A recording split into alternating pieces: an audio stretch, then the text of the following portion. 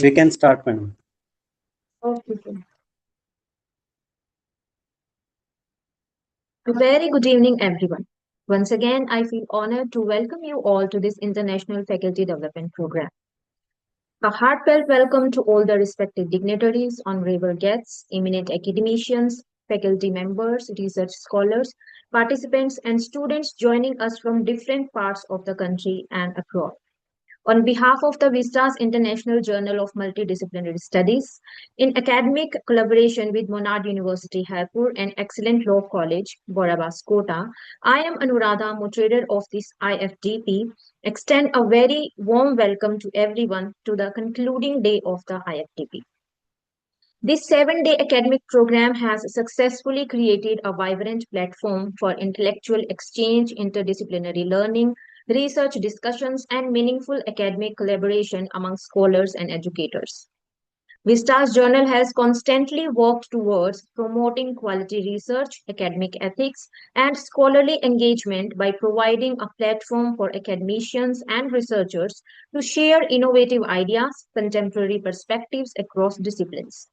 Through initiatives like this IFDP, the journal aims to strengthen research culture, academic excellence, and collaborative learning among educators and scholars. Today's session are especially significant as they focus on one of the most essential pillars of research and academia, plagiarism, ethics, and integrity in academic writing, followed by the valedictory session marking the successful completion of this international faculty development program. I request all the participants to remain attentive and actively engaged throughout today's sessions. Before proceeding to today's technical session, let us briefly revisit the highlight of day 6. The first session of day 6 was delivered by Professor Wahidullah Inayat on investigating the relationship between the community of inquiry framework and SAMR model in enhancing interaction, motivation, and online education quality. And the second session was delivered by Dr. S. Mohan Sundaram on publication strategies, identifying high quality journals, and writing effective research papers in Scopus and WS, etc. These sessions provided valuable insights into innovative instructional framework, digital pedagogy, online learning engagement, and enhancement of educational quality in virtual learning environments, and greatly benefited researchers, faculty members, scholars by providing practical guidance regarding quality research publication, journal selection, and effective academic writing strategies. Now we move toward the technical session of day 7th. So it gives me immense pleasure to introduce our distinguished resource person for today's technical session, Professor Ashok Makkar, Dean Faculty of Law, Chaudhary Devi Lal University, Sirsa. Professor Ashok Makkar is a highly respected academician, administrator, and legal scholar known for his remarkable contribution to legal education, research supervision, and academic administration. As Dean of Faculty of Law, he has continuously promoted academic excellence, quality legal education, and ethical research practices. His vast teaching experience and scholarly guidance have inspired numerous students, researchers, and faculty members. Today's topic, plagiarism and ethics in academic writing, is extremely relevant in the present academic environment, where originality, responsible scholarship, proper citation practices, and research integrity are essentially for maintaining the credibility and quality of academic work. Sir, your scholarly expertise and academic guidance are valuable for all participants present today. Now, I respectfully invite Professor Ashok Makkar to kindly deliver his expert session. Thank you, Anuradha. Thank you for introduction. Most welcome, sir. Good evening to all participants who are attending this very prestigious FDP. As far as the topic of my lecture is plagiarism, general and legal issues. So, as to the best of my knowledge,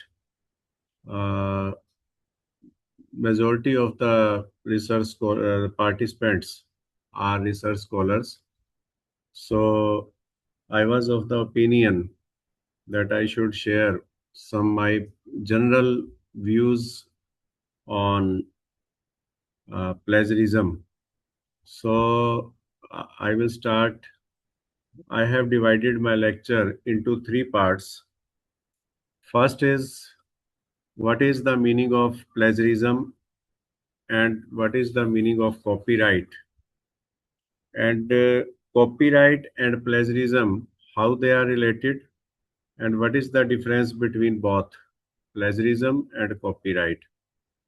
Another thing which I have included, the regulation of UGC of 2018, because in 2018 UGC notified the regulation in the official gazette in regard to the plagiarism. And plagiarism is punishable not only for the research scholars, but this is also punishable for the supervisor and teacher as well. So I will start from the copyright. What is the meaning of copyright? Before I start with the copyright, I have chosen some landmark judgments, and I want to clear, because in this FDP, most of the research scholars and new teachers who have joined the teaching recently in the last 2 or 3 years, uh, what is the meaning of copyright? And the judicial response in this regard is, in the case of Sumangalam R. Jayalakshmi Meta Musical, this is the case of AIR 2000, Madras High Court, very beautifully has explained. Primary objective of the copyright law is to protect the fruits of a man's work, labor, skill, or taste from annexation by the other people. Means to protect the fruit of a man intellectual, one person who is intellectual and who is giving in his labor, his fruit should be protected. Uh, the copyright has to protect man's copyright irrespective of his status. Even one person who has become a saint and he has write some lyrics in praise of the god, he has the copyright over the lyrics under copyright. Even after his death, his family persons, they are having a copyright on the lyrics which has been written by the person who has become saint, or even after leaving the world. Uh, Now the question is where the copyright applies. As per section 2Y, copyright applies to artistic work, cinematograph, film, dramatic work, literary work, musical work, sound recording. These are the some fields where the copyright applies. And in some cases, copyright, patent, and trademark all are applied. I will quote the example later on. Another judgment is Diljit Titus Advocate versus Alfred A. Albert. This is the judgment of 2006. Compilation of list of clients of the law firm are within the definition of literary work under the Copyright Act. Suppose I am counsel, I am advocate. I have compiled the list of my clients. So I have to put my labor, my intellectual skill while compiling the list of the clients. Even directory of the residents, suppose some resident welfare association has published the directory of the residents, that is also protected by the copyright. Another thing which is very important, dissertation submitted by student is also protected by copyright. If some person has submitted dissertation of MPhil LLM, that is also protected by the copyright laws. This is the famous judgment of Fateh Singh Mehta versus O.P. Singhal. of 1990, published in All India Reporter in 1990. Rajasthan High Court judgment is this. So dissertation is the mini research, and nobody can copy it without the permission. When the dissertation or PhD thesis is submitted, it becomes the property of the university. This is not the property of the research scholar. Even the research scholar has a right to sue for copyright or plagiarism if there is violation of plagiarism. Now, judiciary on copyright, the very famous judgment, question paper set by the paper setter. Even if some question paper is set by me, and that requires skill. Question paper is always set by the paper setter from the books or reference book or textbook, but some skill is required to set the question paper. When any question paper is set by any paper setter, that is protected by the copyright law, and it becomes under the definition of literary work. This is the judgment of Agarwal Publishing House versus Board of High School, AIR 1967, Allahabad High Court. So, while setting the question paper, it required skill to set the question paper. Now, another judgment, copyright acts are not concerned with the ideas, but the expression of thought. Copying of idea is not a violation of copyright. If you see the episode Ramayan that was in air in 1988, Ramanand Sagar Ramayan. After that, another episode was in air in the recent years. That was Sita Ke Ram, like that was the name.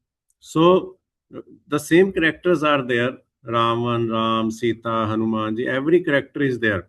But the dialogues and the things which is produced by the producer, which is the creation of the producer, these are different. Lyrics are different. So, in case of Copyright Act does not protect an idea, thought, concept, theme, or plot in some concrete form. So, it should be the protection of the expression. Copyright laws always protect the expression, not ideas.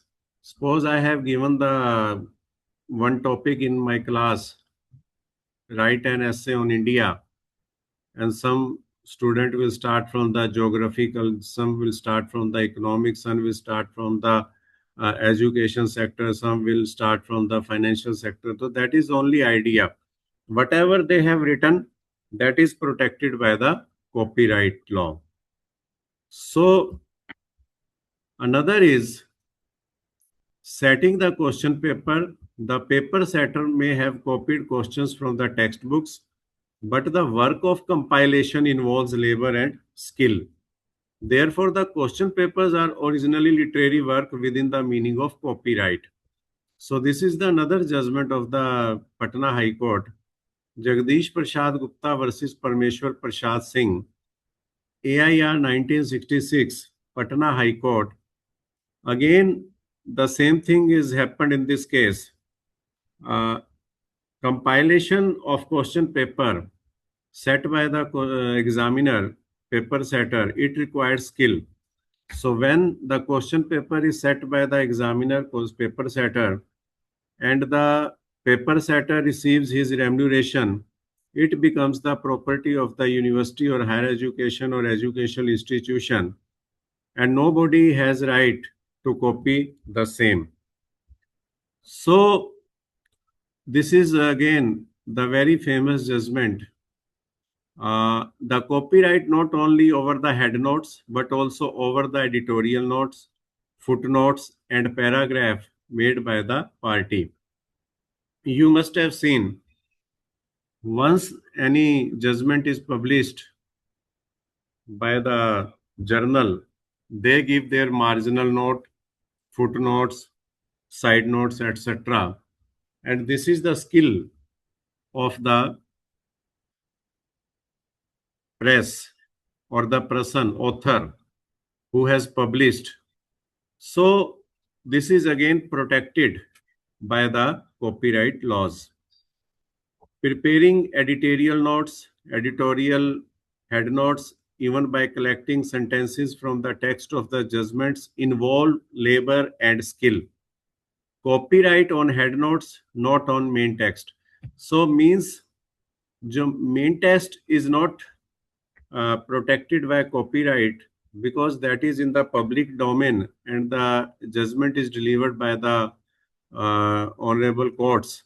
So only the editorial notes, marginal notes, they are protected by the copyright laws. Infringement of copyright is a question of fact. This is very interesting point, and it is a matter which can be established by evidence from case to case. There is no hard and fast rule. There is no hard and fast rule about the copyright. It all depend upon the case to case. Every case has its own facts. No one can make any concrete formula. Concrete formula is only this: when a person of ordinary prudence, when a person of ordinary prudence say this is the copy of that particular thing, that particular material, so it is the you can say it will become under the copyright once it is published in the public domain and the person who has published and the person who is seeing, who say this is the copy of that particular thing. So there is no hard and fast rule on particular point. Again, Gramophone Company of India Limited, Shanti Films Corporation. This is again very famous judgment. Copyright is a beneficial interest in movable property which is capable being transferred by assignment. So there is no need to discuss in depth. Now, piracy of software. This is the technical issue. Piracy of software is an infringement of copyright of the owner in his software under Section 51 of the Copyright Act 1957. So piracy, again, this is the infringement of the copyright. Piracy means to copy any software, to copy any movie, or this is called, again, this is the very famous judgment, and still I think it is pending before the Honorable Supreme Court. This is known as the Delhi University photocopy case. The citation of this, the Chancellor, Masters and Scholar of University of Oxford versus Rameshwari Photocopy Service and others. In this case, it is known as Delhi University photocopy case. In this case, the photocopier giving the photocopy of the very famous books published by the Oxford University Press, Cambridge University Press, United Kingdom, Cambridge University Press India Limited, Tyler and Francis Group, United Kingdom. So this was the issue before the Delhi High Court to decide. Publishers sought to restrain the photocopy shop from supplying the photocopy course pack to the students as it was violating the Copyright Act 1957 and demanded compensation. Delhi High Court dismissed the same. More than 300 students and academicians were party to this case. And still this case is pending before the Honorable Supreme Court.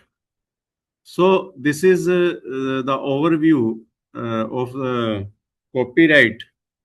Now I am giving the overview about the plagiarism. What is plagiarism? And what is the difference between copyright and plagiarism?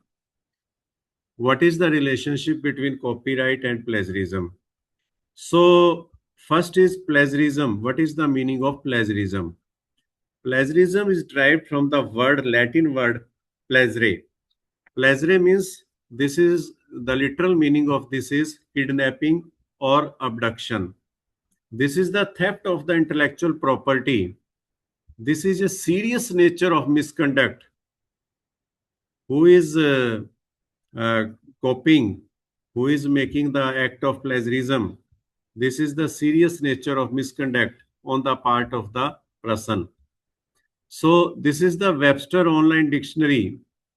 Plagiarize means to steal or words of another as one's own, to use another's production without crediting the source, to commit literary theft, to present as new and original an idea or product derived from an existing source. Means the work is done by some other people and the same is being copied by other person without his consent or without crediting to him in his literary work. So plagiarism, as far as the plagiarism is concerned, this is the ethical issue. And as far as the copyright is concerned, this is the legal issue. Ethical and legal, I will later on discuss what is the difference between ethical issues and legal issues of both plagiarism and copyright. So whether a particular case falls within the plagiarism or not, this, as I have already told you, there is no concrete formula. It's every case is depends upon case to case. Every case has different facts. Every case has different facts, and every case depend upon case to case. No straight jacket formula can be given by the any person. Only one line is there. A man of common prudence when say this is copied. Another thing is cyber plagiarism. Now, cyber plagiarism is very common in these days. Copying from web without accreditation.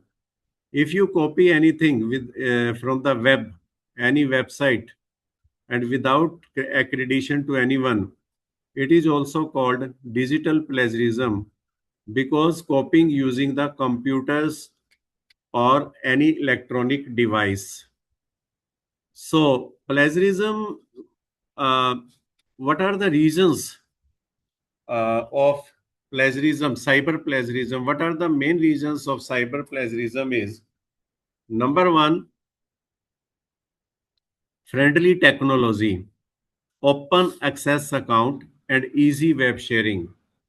If you go in any search engine and you write any particular thing, you will find so many data on that particular thing, and it is very easy to copy for everyone who wants to write any article or who wants to write any research paper or who wants to write anything on that particular point. So plagiarism, easy web sharing, easy available on the websites. I have already told you the question papers are copyright protected. Even you see on the numerous websites, question papers of so many universities are available. So, but they are copyright protected. You can take the idea, but that is not, you cannot copy the same as it is. Now, reasons for plagiarism. What are the main reasons for plagiarism? Number one, lack of knowledge. Person who is copying, he has no knowledge. What are the consequences of plagiarism? What can happen in case of plagiarism? What punishment can be given by the authorities? Lack of knowledge, ignorance, poor in writing. When the person is poor in writing, he try to copy from another sources to remain in competition, to take the promotion or to take the any financial benefit, to remain in the competition for money, different kind of pressures. I have already told you that promotion pressure is there, or any kind of API or Poor study habits. Study habits are poor if the person is not in habit of study. This is very easy to copy from any web or any literature or any research work. Easy availability of material. After the introduction of internet, so it has become very easy to copy the material from anywhere, from any site.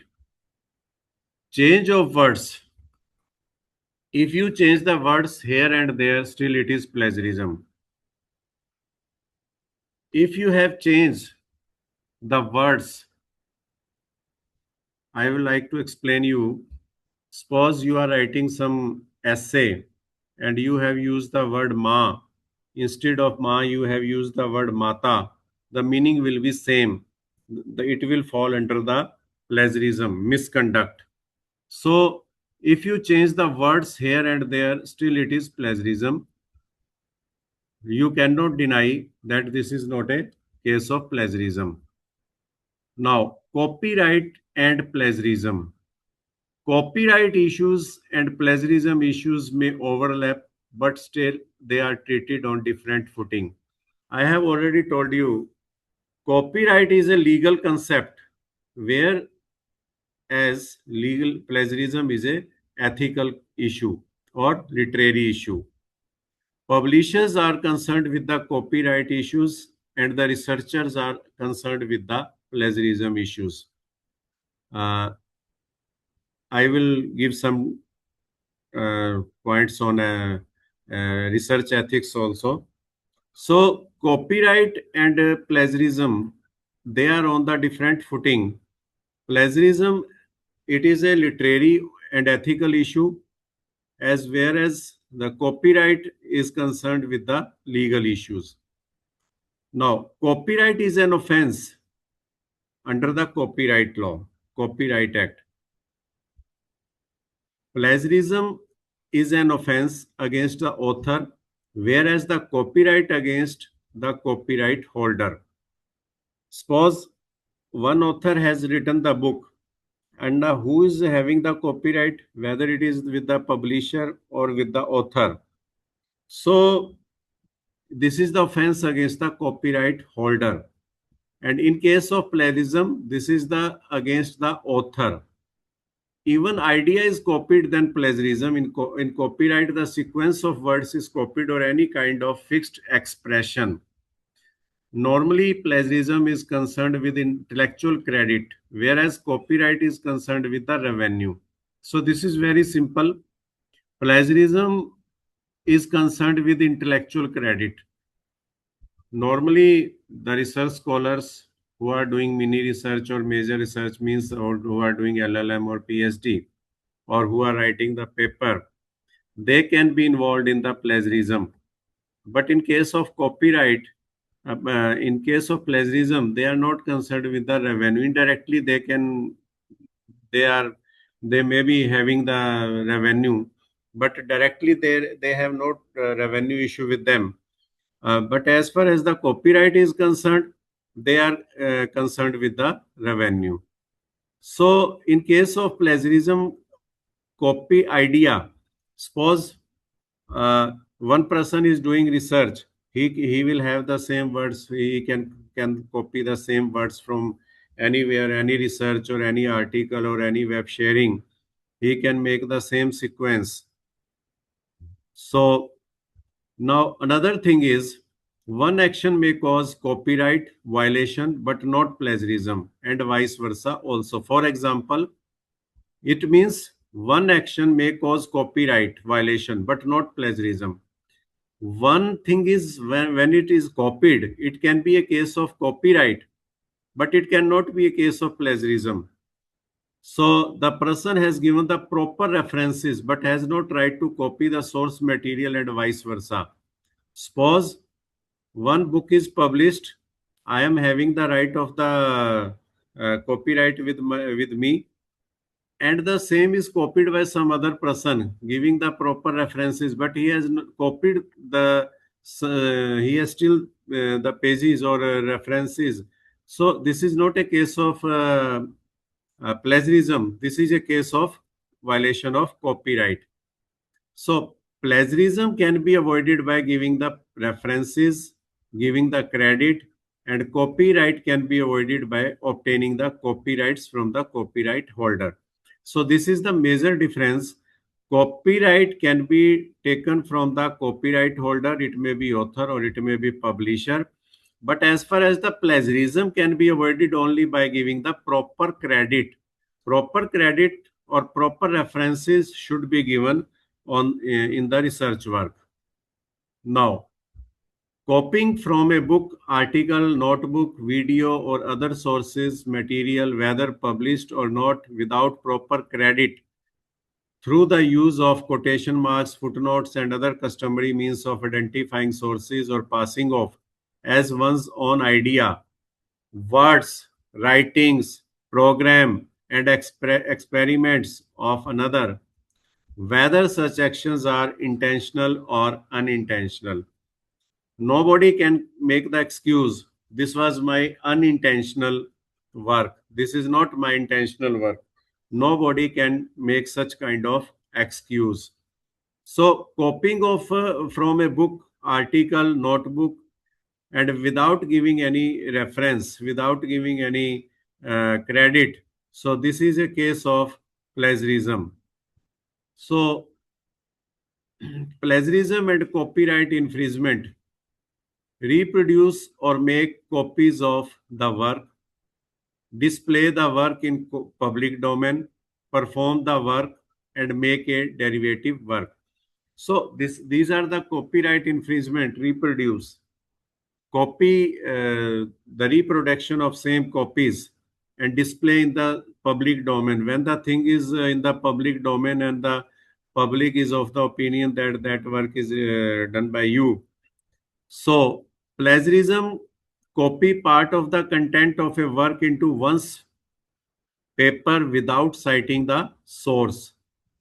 So again, I am telling you, once you are copying anything, you are taking any contents from any research work or any web sharing or any other literary work, you should give the proper reference.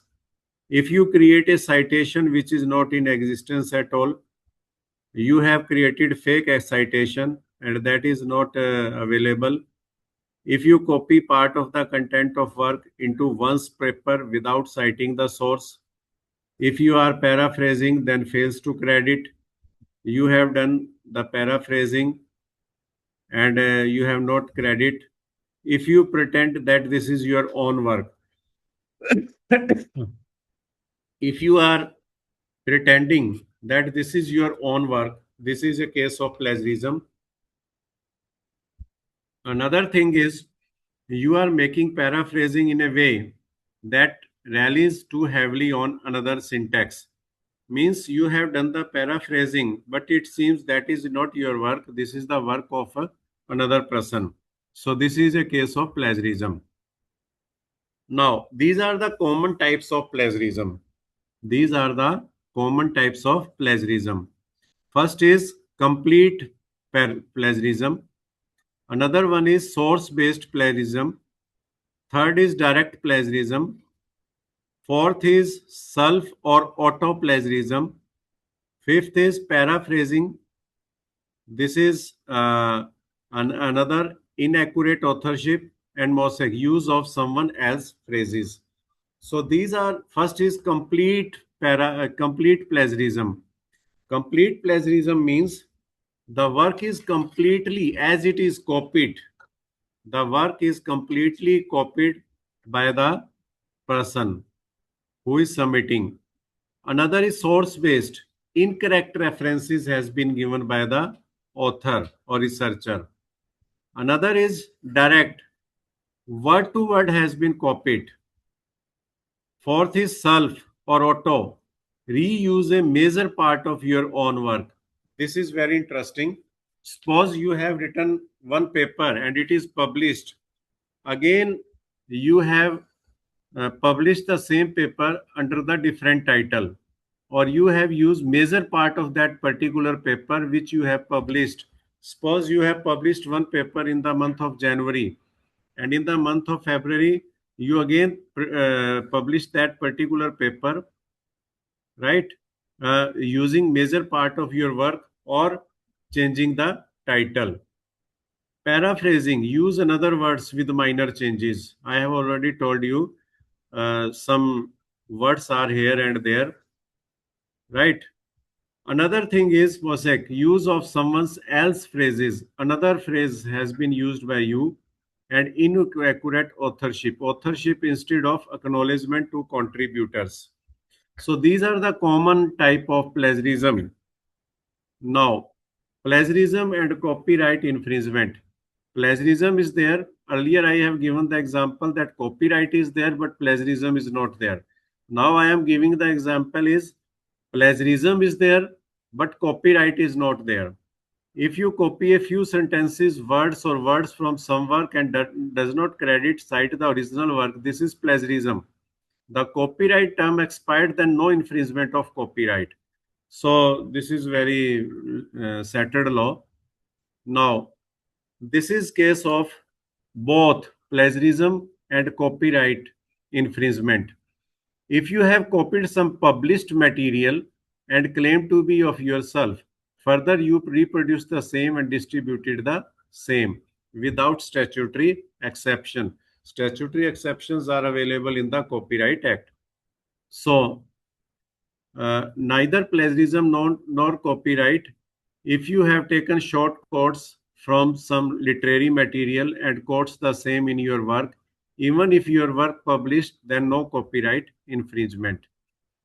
So these are the softwares for detection of the plagiarism. These are very common softwares. And now it is mandatory for the LLM dissertation and PhD thesis for the higher education institution where the student or research scholar is going to submit his or her PhD or research work. First to get the plagiarism report from the concerned library, and these are the some uh, technical softwares. Now, how to avoid the plagiarism? Give due acknowledgement and avoid plagiarism. So this is the remedy how you can avoid the plagiarism. Even if you paraphrase the words of another author or summarize the same, you must acknowledge it. Proper references should be given. Excellent knowledge of copyright and intellectual property rights should be there. Use plagiarism detection software before submit any article, before submitting any research work or paper. You should use the plagiarism software and detect how much plagiarism is there. You should develop the excellent writing skill. Excellent writing skill should be there. Avoiding changing or rearranging the words. You should avoid change and rearrange the words. Sound knowledge of the subject matter.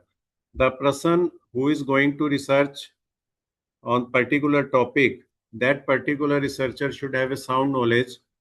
Never pick the words from social media without appropriate knowledge and its origin. Social media, picking the words from the social media is very fatal for the research scholar, and it can be have the different meaning. So proper references should be given. Excellent knowledge of copyright and intellectual property should be there. Plagiarism detection software should be used by the researcher or author. Excellent writing school should develop by the author. Now, provision of copyright. Section 57 explains the special rights of the authors. Even after the assignment of the copyright, the author has every right to claim authorship of the work, to restrain or claim damages in respect of any distortion, modification, or other act before the expiration of copyright period. So this is the provision of the copyright under Section 57 of the Copyright Act. Other than the authorship right, the rights may be claimed by legal representative of the author. So these are the penal provisions of the copyright.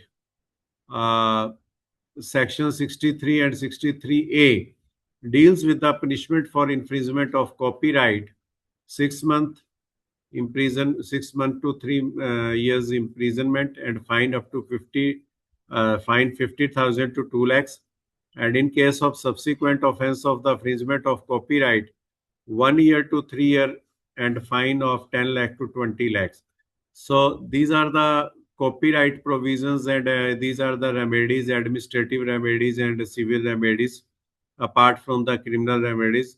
Injunction to restrain further infringement damages the delivery of accounts of profit. I think there is nothing to explain in detail. Injunction to restrain of infringement damages the delivery of accounts of profit. Administrative remedies are there. You can approach to the administration, the concerned administration. Now, this is very important. I will focus on this UGC promotion of academic integrity and prevention of plagiarism in higher educational institutions regulation 2018. So this is the regulation notified by the UGC in 2018. In this regulation, the penal provisions and to curb the menace of plagiarism guidelines has been given. First of all, the objective of UGC regulation 2018 is given. The regulation of 2018 is the preamble and the objective. Assessment of academic and research work done leading to partial fulfillment for the award of degree at master and research level by a student. Specifically, two words are used in this: master and research level, by a student or a faculty or a researcher or a staff in the form of thesis, dissertation, and publication of research papers, chapter in book, full-fledged book, and any other similar work, reflects the extent to which elements of academic integrity and originality are observed in various relevant processes adopted by higher education institution. Means these are the words which have been used: dissertation, thesis, publication of research papers, chapters in books, full-fledged books, and any other similar works. Means project work, any kind of practical files which are prepared by the student of LLB 5 year or 3 year, that does not include in this. So uh, section 2A of UGC regulation, it tells about the academic integrity. What is the meaning of intellectual integrity? Intellectual integrity is the intellectual honesty in proposing, performing, and reporting any activity which leads to the creation of intellectual property. Means when you are going to create any intellectual property, it should be with honestly and with due sincerity.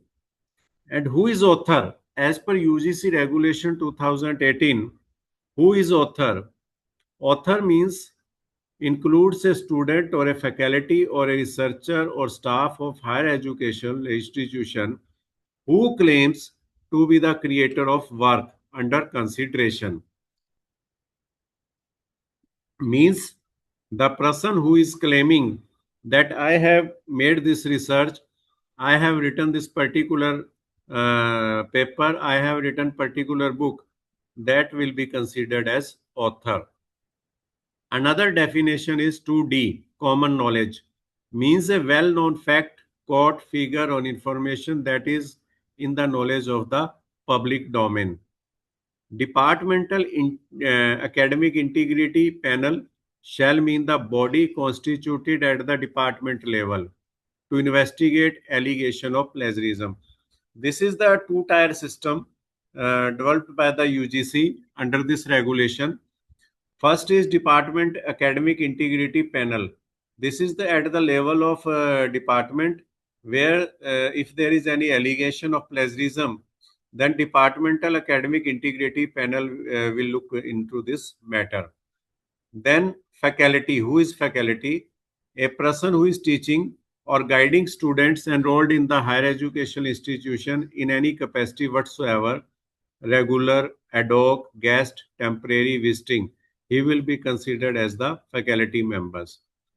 Information. What is the meaning of information as per UGC regulation 2018? Includes data, messages, text, images, sound, voice, codes, computer programs, software, and database or microfilm or computer generated. Now, institutional academic integrated panel. I have already told you there is two-tier system.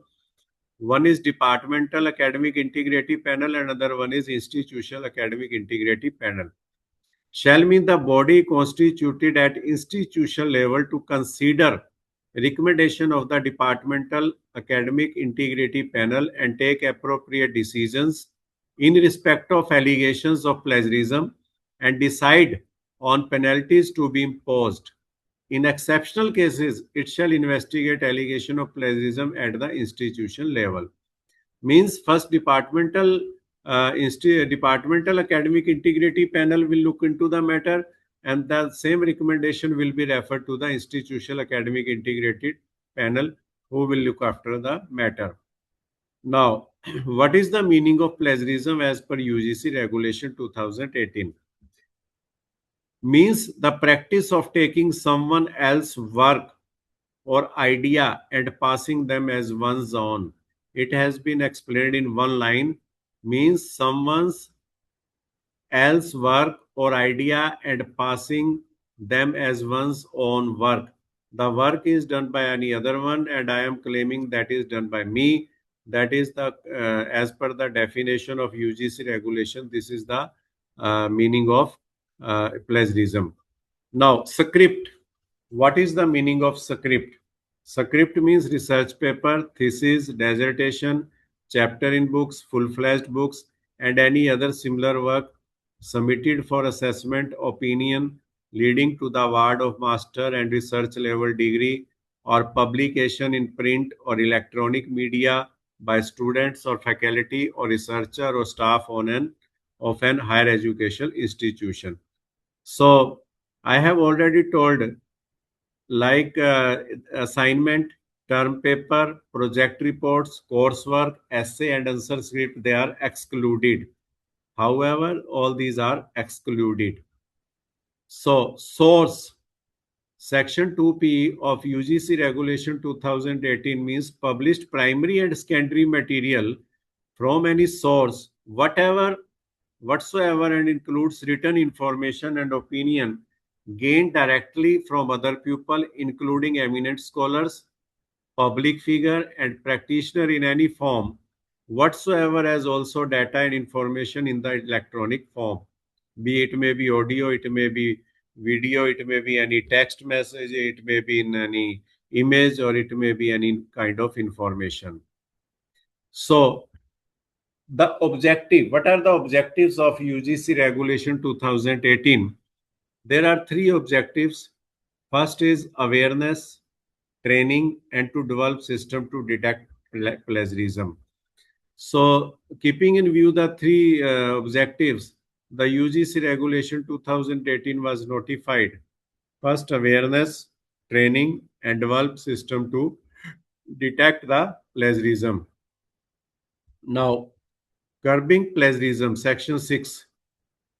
Technology-based mechanism, accessibility to students, undertaking by students about originality, document duly checked through plagiarism software.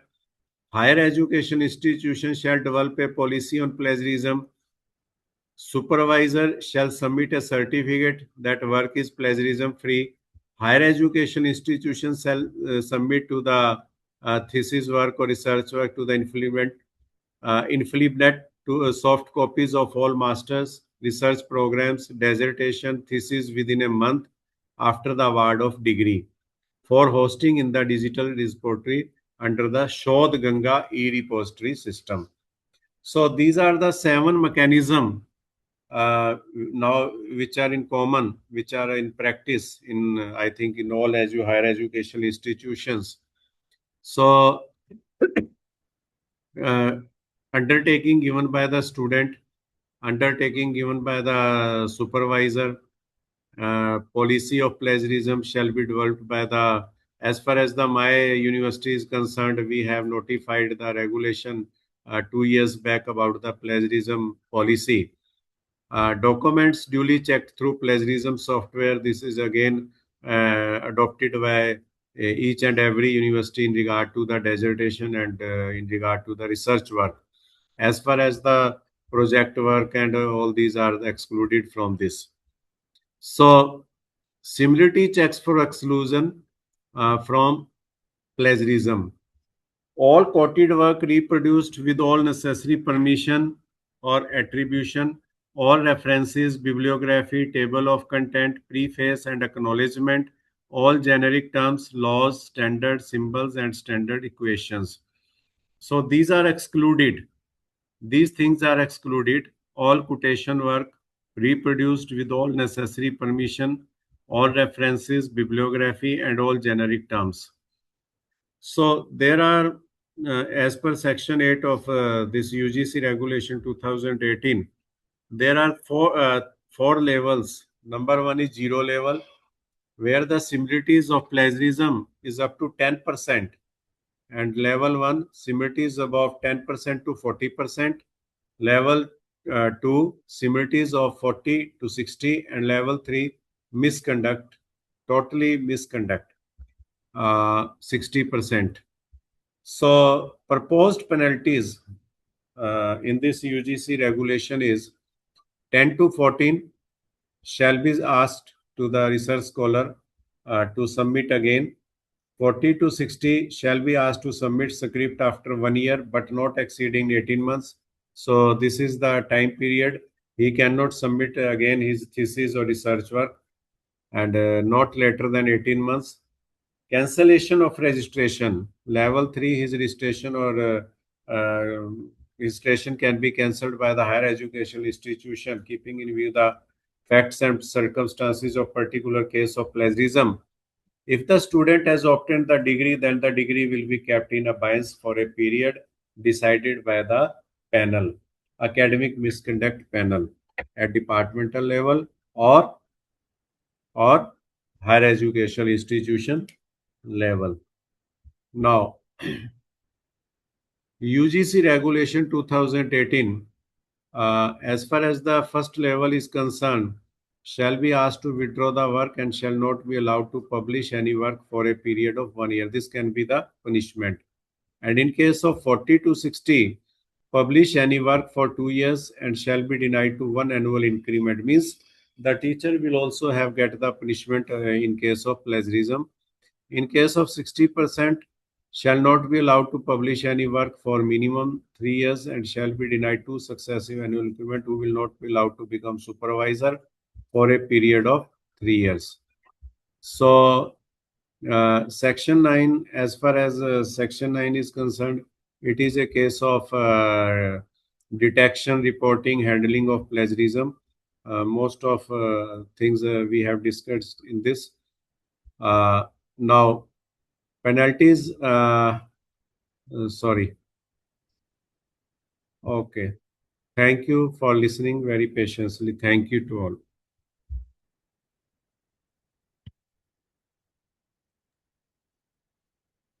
Thank you Over so to much. Radha.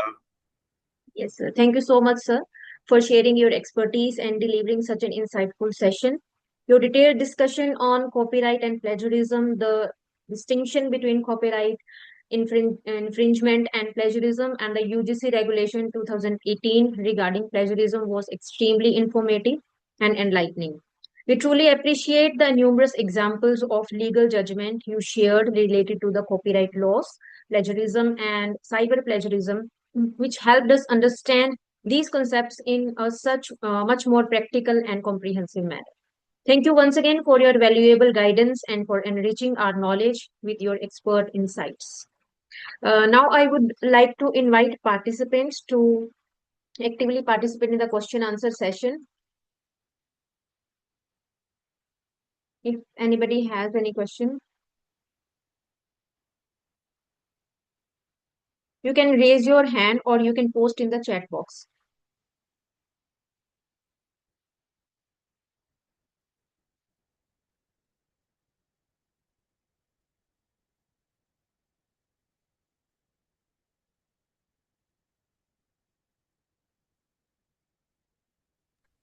Okay, then thank you so much, sir. Thank you. Yes.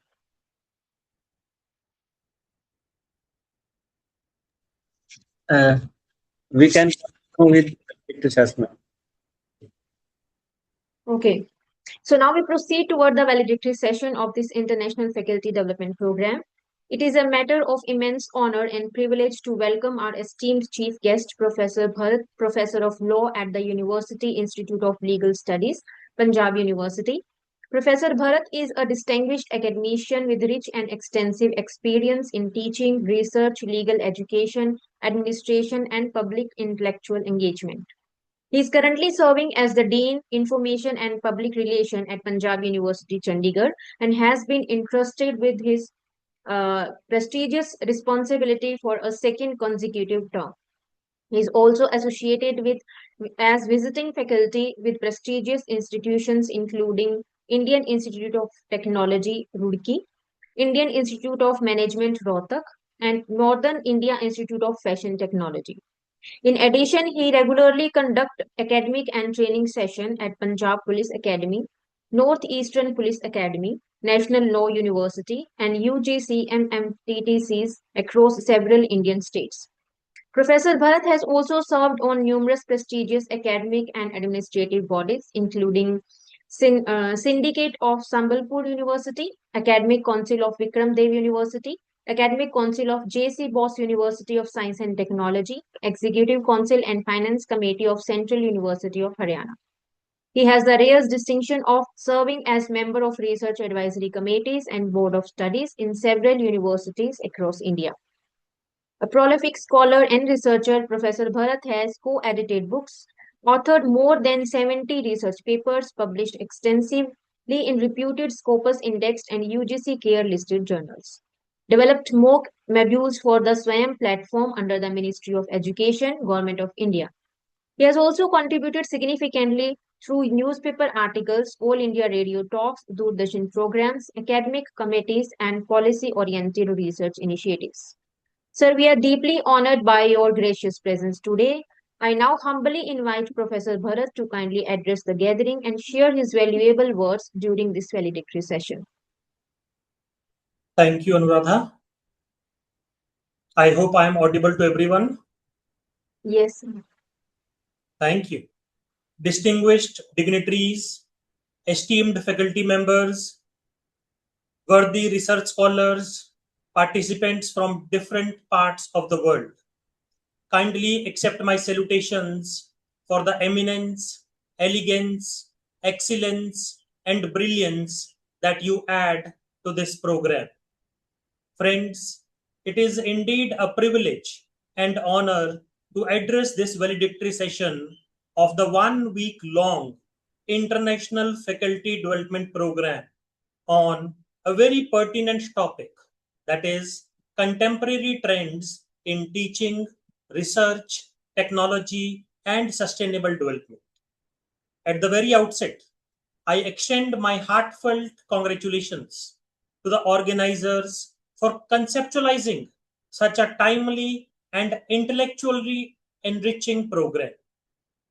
Friends, I strongly believe, over the past few days, this International Faculty Development Program has not merely been a platform for lectures, discussions, or interactions for that matter. It has been a forum for academic reflection, I believe, academic innovation, I understand, and finally, the academic transformation, which is the most important mandate that we have. Friends, in the today's rapidly evolving world, the role of educators is no longer confined to the classrooms.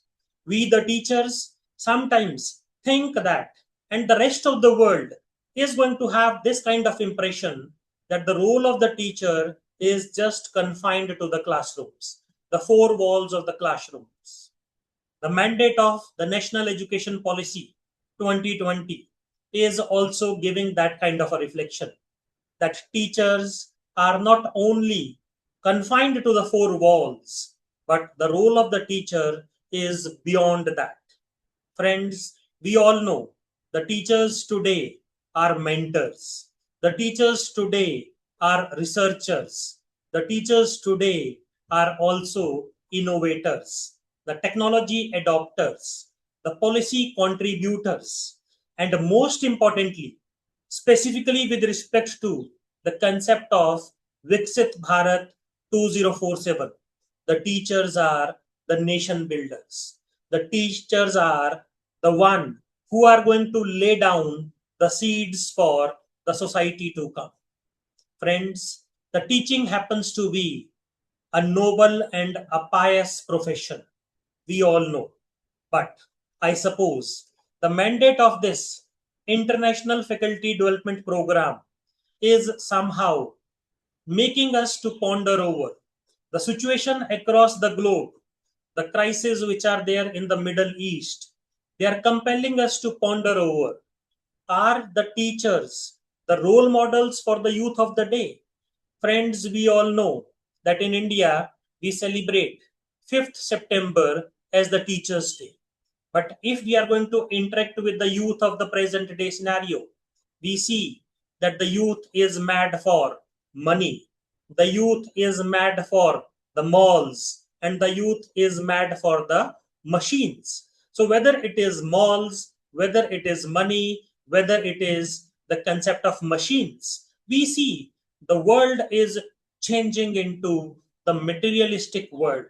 And I suppose there comes the problem, and that's why this program happens to be of immense importance. And I suppose the participants, they are going to be benefited out of this week-long marathon academic exercise. We can term it as the academic Mahakumbh for a one full week that you have discussed. You must have deliberated. You must had a dialogue. There might be a concept of dissent, but finally you must have decided that yes, the role which is there on the shoulders of the teacher in the contemporary scenario happens to be of immense importance. Friends, we can recall the 7 sins given by the father of the nation, Mahatma Gandhi. He talked about the concept of wealth without work, pleasure without conscience, knowledge without character, commerce without morality, science without humanity, religion without sacrifice, and politics without principle. All these things, they happen to be a sin. It is in this backdrop only. Friends, we all know, प्रेम समान कोई तप नहीं, प्रेम समान कोई तप नहीं, कर्तव्य समान कोई पूजा नहीं, प्रेम समान कोई तप नहीं, कर्तव्य समान कोई पूजा नहीं, ज्ञान में दोनों समाये हैं, ज्ञान समान कोई दूजा नहीं. This platform, I suppose, I termed it as the academic Mahakumbh, and whereby we understand the importance of the land of Sangam, the land to which we say Prayagraj in India, where we see that the holy river Ganga, Yamuna, and the erstwhile Saraswati, they all used to come together.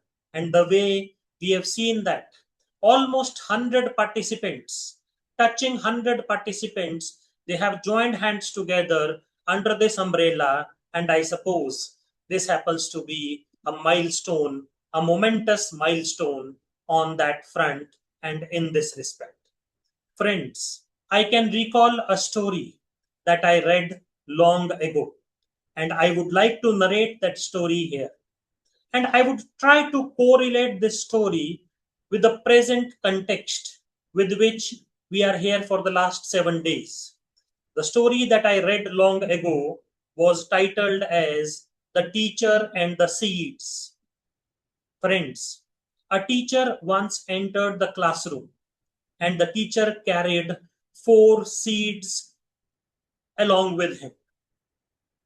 During the classroom interaction, while discussing the matter, the concept, the agenda for the day, the teacher showed the 4 seeds to the students that he brought for the classroom interaction. And subsequently, the teacher asks from the students, which one of the 4 seeds will transform into the strongest plant? The students gave different answers. One student said, the seed which is biggest in size among the 4 is going to transform into the strongest plant. Another student said, the healthiest seed is going to transform into the strongest plant. So on and so forth. Each student came up with his or her logic, the respective reasoning, and thereby they were betting for one or the other seed. Subsequently, the teacher took the students outside the classroom and into the garden, whereby one by one, all the 4 seeds were planted by the teacher in the presence of the students of the class. Friends, the first seed was planted at a place where there was a fertile soil, but at that point, at that location, the sunlight was not coming. The second seed was planted at a place where there was adequate sunlight, but somehow the water was not given to that seed. It was at a far distant place in the ground, in the garden, where it was difficult to ensure the flow of the water, the supply of the water for that seed. The third seed received proper water. It was planted at a place where there was proper water, but the soil was not fertile. And finally, the fourth seed was the one which received proper soil, the fertile soil, the proper adequate water, the required sunlight, and also the regular care, meaning thereby the concept that we have to adopt the plant, to adopt the tree.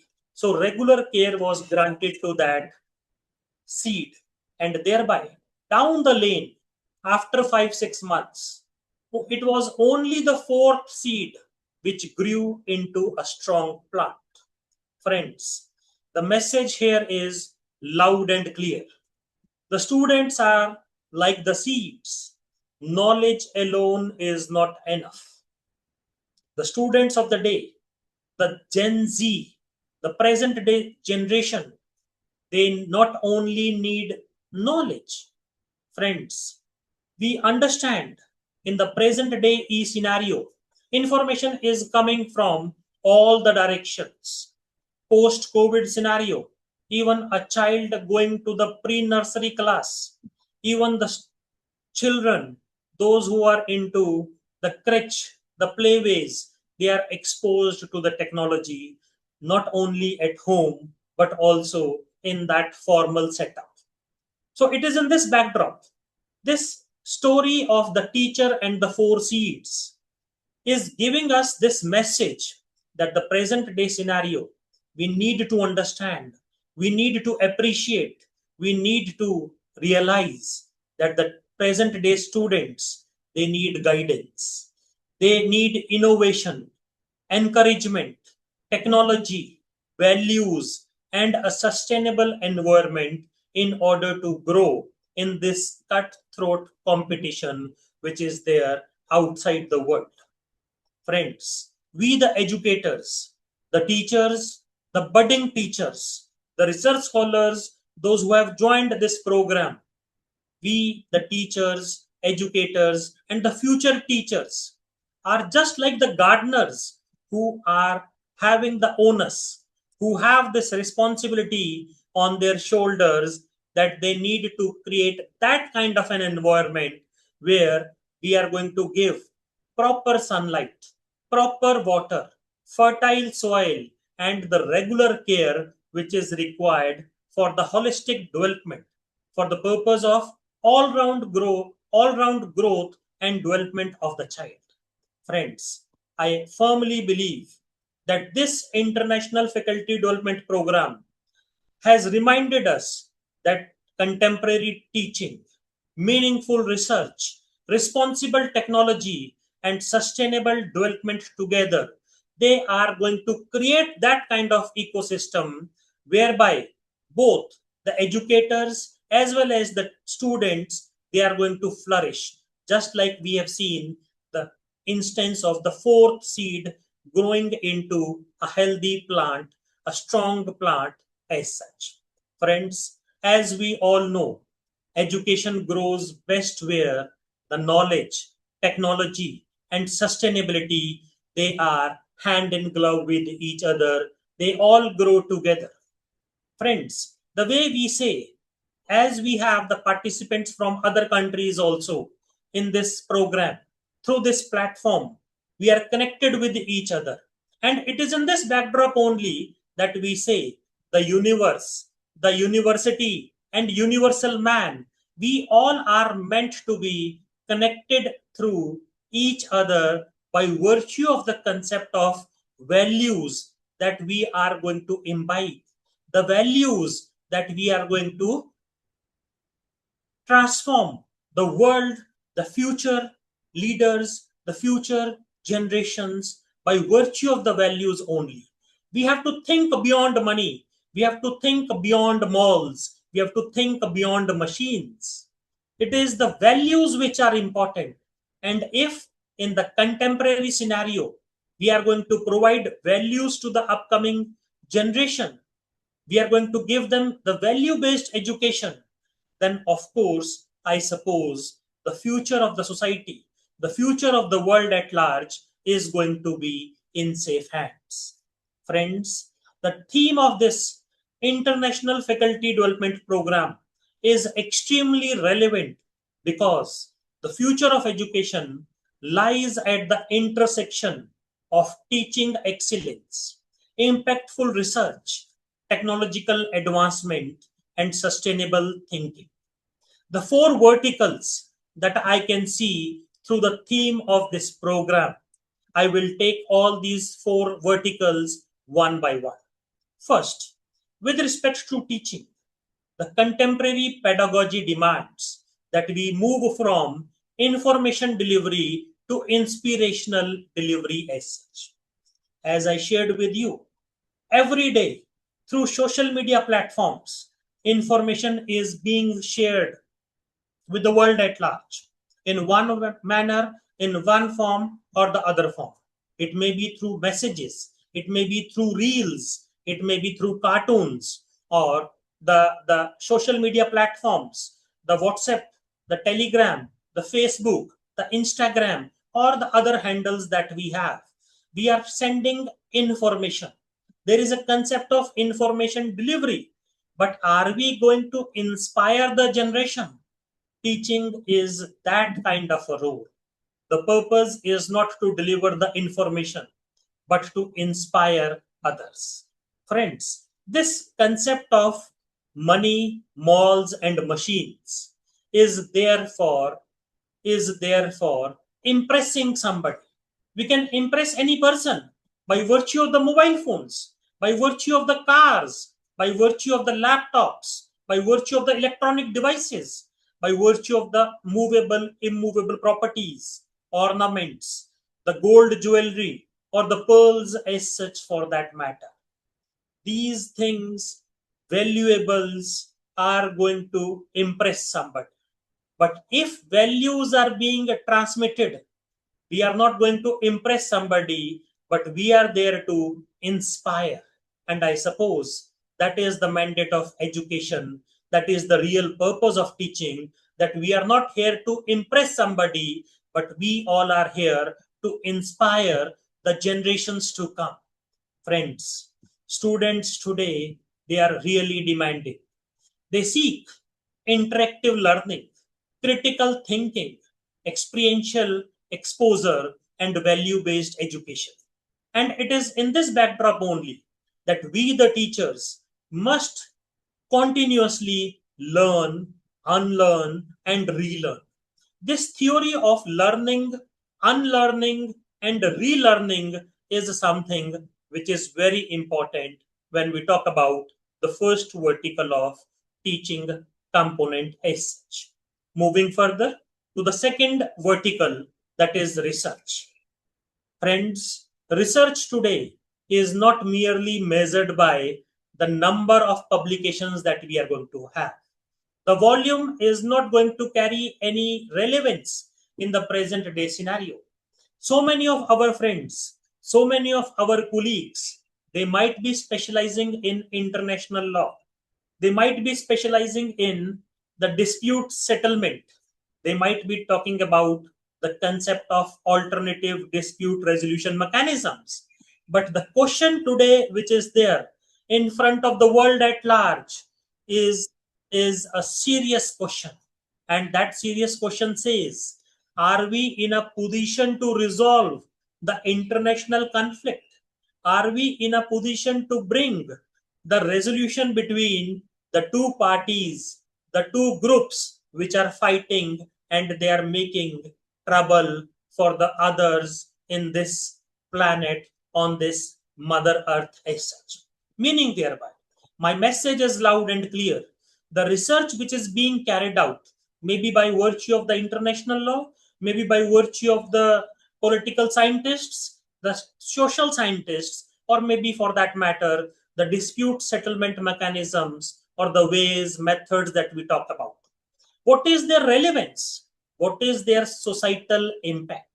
Friends, today, meaningful research is the need of the hour. Meaningful research must contribute to resolve the matters which are there in front of us. We need to contribute towards the policy making, towards the concept of welfare of the community at large. The concept of innovation is required. The solutions to the real world challenges and problems. Friends, it is in this backdrop, interdisciplinary collaboration is also the need of the hour, so that we can see the real-time problems, the real-world challenges, they are being resolved within a fixed span of time. The way we say, justice delayed is justice denied. So this research should have an impact. We are not concerned about the volumes, but what impact we are making towards the society for the betterment of society as such. Friends, the third vertical which is there is the concept of technology. Technology has transformed the educational landscape. Artificial intelligence, digital platforms, virtual learning environments, the data-driven education, they are redefining how knowledge is created and how knowledge is being disseminated. Friends, the present day scenario is not only the crisis that we are going to have in the Middle East, but the crises are also there by virtue of technology. Friends, I very often say in the present day scenario, it is AI versus AI. When I say AI versus AI, I mean to say AI for the first AI for artificial intelligence, and the second AI for the concept of academic integrity. On one hand, we have the easy approach of artificial intelligence platforms. That's Chat GPT, to name one of them. Gemini, another option that we have. The list is long. So artificial intelligence is there. There is no harm in that. But it is having a concept of another AI, that is academic integrity. So artificial intelligence is on one side with the advent of technology. But what about the question of academic integrity? I asked from you, how many of the present day youth, the youth of the world, is interested to become teacher? How many of the youth, they are taking the teachers as their role model? The role of the teachers, Dr. Sarvapalli Radhakrishnan. We celebrate 5th September. We dedicate that day to him. Friends, technology should not replace the human wisdom. Wisdom is something which is very important. Knowledge tells us what to do. Knowledge tells us what to do. Knowledge tells us what to say. Skill tells us how to do and how to say. But it is ultimately the wisdom which tells us whether to do or whether to say or whether to speak for that matter. So knowledge tells us what to do, skill tells us how to do, but it is the wisdom which tells us whether to do or not to do.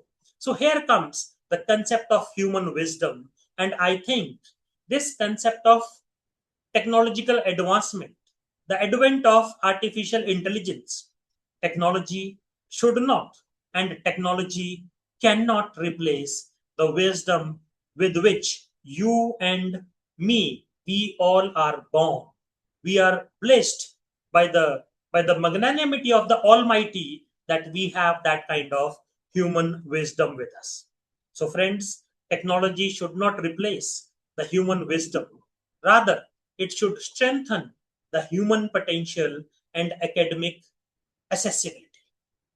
Friends, I understand in the present day scenario, on one hand, we have the concept of economic expectations, whereas on the other hand, we have the concept of ethical considerations. Economic expectations, they are going to allure us. But when we talk about the concept of teaching, when we talk about the concept of research, when we talk about the concept of technology for the purpose of teaching and research, we need to think that economic expectations are going to allure, but the ethical considerations are going to tell us that money can help us to buy status, but it is the honesty which is going to earn respect for us. Finally, the last vertical that we have, that is sustainable development. Sustainable development, I suppose, is no longer an optional discourse. It is a collective responsibility.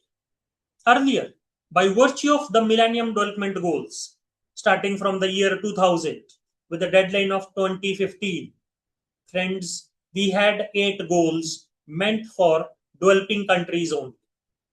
But now we have come up with the concept of sustainable development goals, which are 17 in number, and they have the deadline for 2030.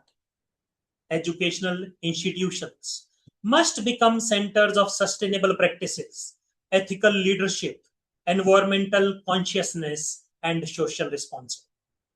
When education and sustainability, they are going to move together, societies are going to progress with a balance and inclusiveness, which is also the mandate of National Education Policy 2020. Friends, I firmly believe that the programs like this International Faculty Development Program empower educators to become catalysts of positive change.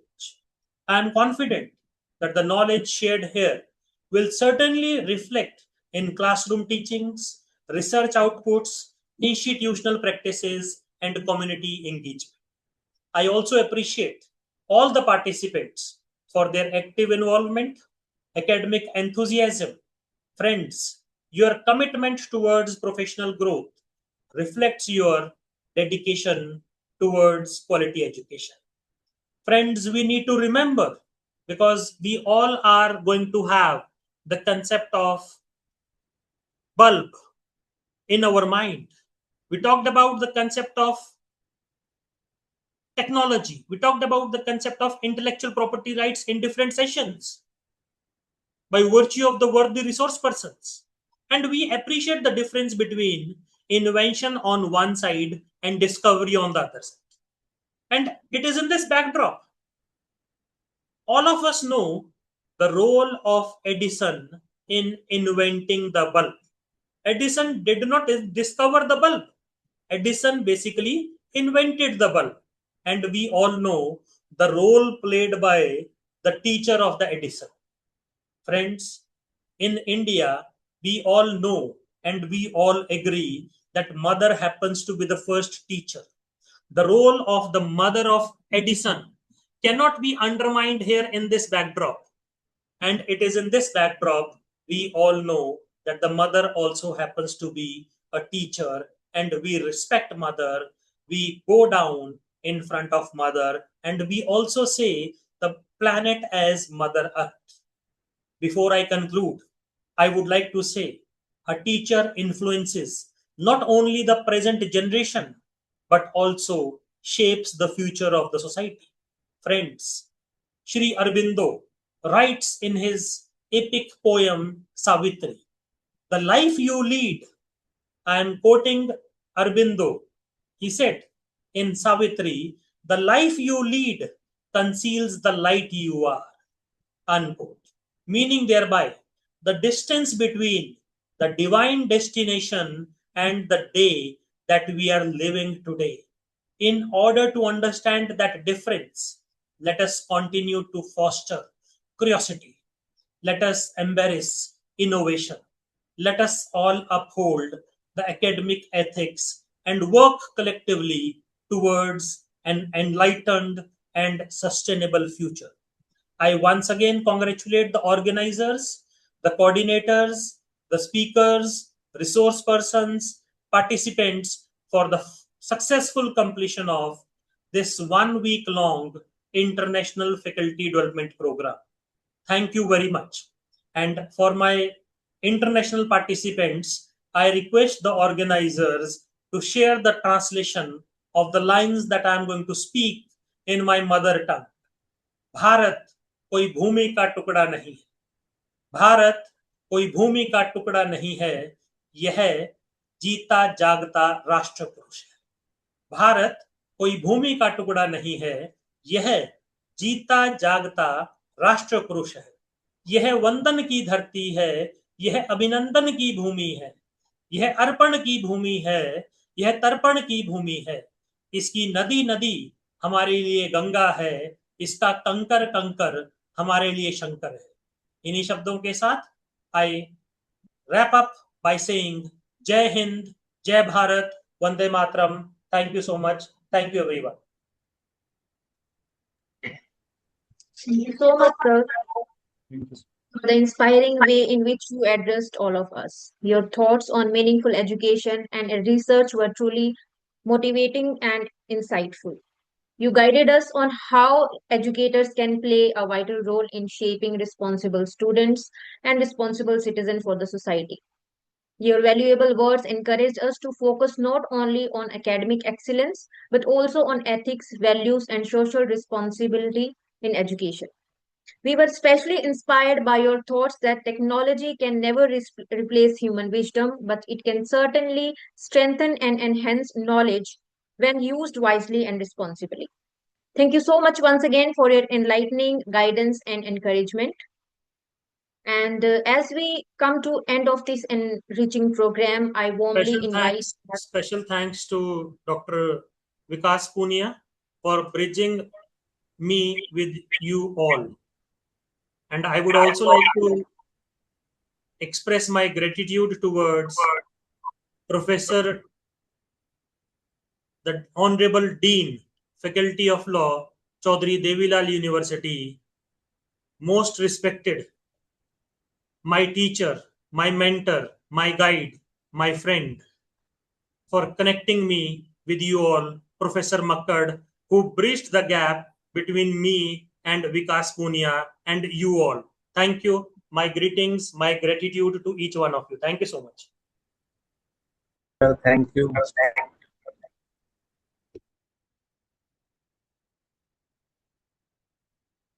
Thank you so much, sir, for your time and wisdom. And as we come to end of this enriching program, I warmly invite our respected Chief Editor of Vistas Journal, Dr. Anup Singh, to kindly deliver the vote of thanks for this valedictory section of the IFDP.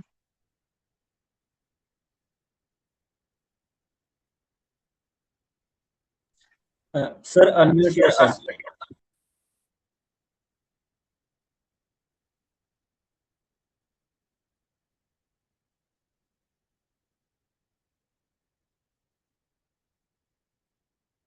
Please unmute yourself, sir. Now I am audible, maybe to all. Yes, Yes, yes. Thank you. And I am visible to all also. yes, sir. Thank you. Thank you very much. And again, I'm here to thank you all, respected chief patrons, distinguished resource persons, honored guests, faculty member, research scholar, participants. On behalf of organizing team of Vista, International Journal of Multidisciplinary Studies, I extend my heartfelt vote of thanks to everyone who contribute to the grand success of this one-week international faculty development program on contemporary trend in teaching, research, technology, and sustainable development. First and foremost, I express my deepest sense of gratitude to our esteemed chief patron, Professor Dr. Sultan Singh Ji, whose visionary leadership, encouragement, and academic guidance inspired us throughout this program. I extend my special word of thanks. I also extend my heartfelt gratitude to the convener. Someone calling me. First of all, I make the phone silent. Thank you. A very special thanks to our program director, Dr. Vikas Punia, and program coordinator, Dr. Deepak, whose dedication, meticulous planning, and tireless efforts transformed this academic event into a remarkable learning experience. I also extend my heartfelt gratitude to the convener, Dr. Mamta Devi, and the moderator, Ms. Anuradha, for this constant support, excellent management, and smooth coordinations of every session during this FDP. I would like to express my sincere appreciations to all our eminent national and international resource persons who generously shared their expertise and enlightened us on contemporary issues relating to teaching methodology, research ethics, artificial intelligence, publication strategies, and professional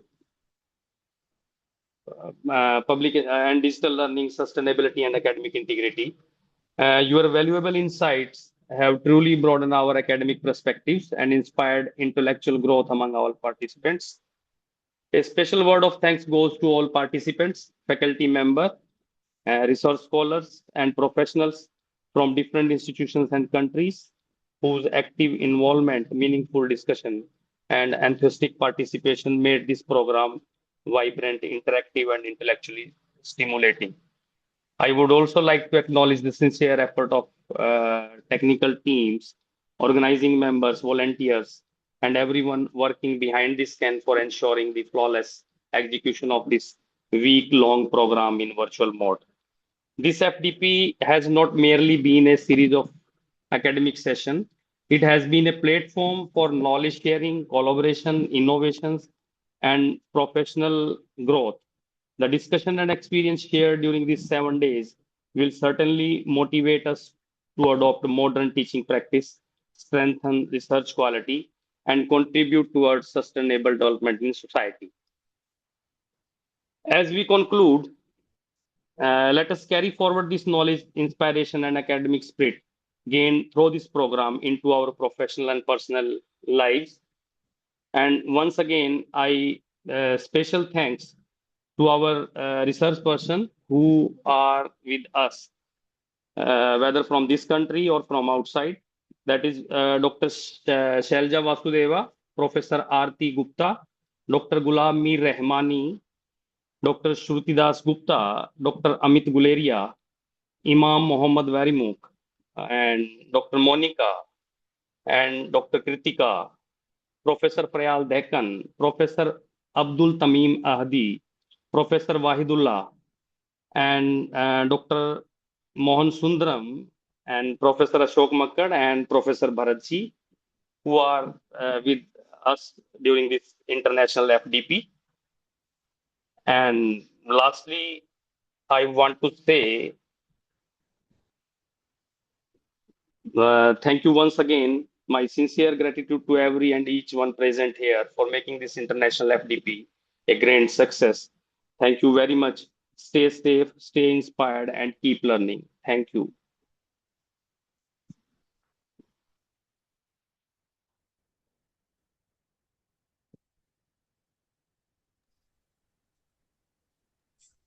Thank you, Thank you sir. so much, sir.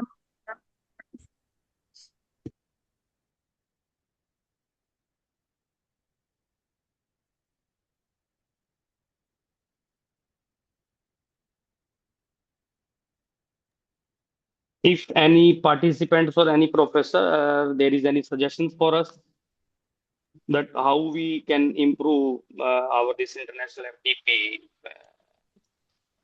if we will organize in future, then what should be your recommendations? You may please write those recommendations in the chat box, or you may also mail us on our email ID that is provided on the group. Thank you. And I hope that this FDP is very beneficial for all of us. Thank you again.